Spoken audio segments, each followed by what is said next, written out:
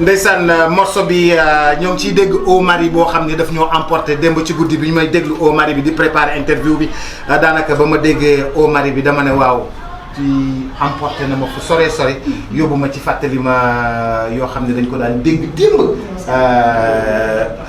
bii nu mu la dikkee maanaam reprise bii nga xam ne da nga ko dugal ci mbalax bi au mari boobu. waaw mooy comme li ma la xam nga boo sa performance fam ñoo xam ne ñuy déglu.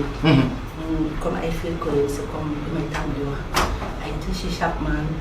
surtout côté góor gi surtout laay gën a force. Johnny Hallyday waaw Johnny Hallyday.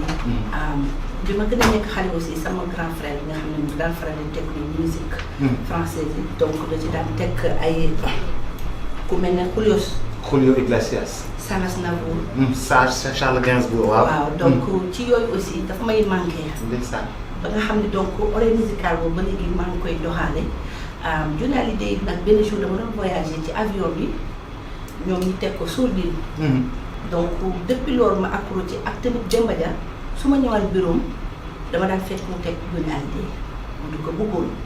donc dama daan toog déglu ko ak moom ma jël ci nag au mari bi daan ko fooyee ak yooyu bu ma ñëwee tamit ñiy def album bi ma ne pourquoi pas du ma ko dëpp def ci jazz mais ak mbalax bi nga xam ne moom lañ ma xam. dëpp la waaw ba pare nag lancé ci message bu nga xam ne aussi tamit tënk na tey album bi yëpp tënk na li nga xam ne moo nekk tey ci àdduna bi. parce que violence faite aux femmes tey kidnapping yi am ci dëkk bi xale yi ñuy rey.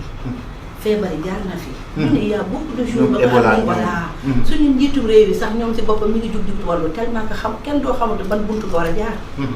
donc te mooy loolu daal ñu ne donc pourquoi pas buñ ko dugal ci àll bi. balaa ñuy tëj événement yu bari yi nga xam ne daf fee xew dafa marqué jigéen ñi. ba jigéen ñi sax dañoo jugoon ne dañuy dem marche. naka nga jàngatee événement yooyu xew ni nga xam ni noonu la jigéen xawee sonn jamono yi ñu koy noot façon bu ne. doy na waar boobu su moom laa lay wax doy na waar trop parce que boobu da ngay gis ne moom ci am na ci woy boo xam ne waaw lii baa jàmm la. waaw lii baa jàmm la ndax yow sama mag.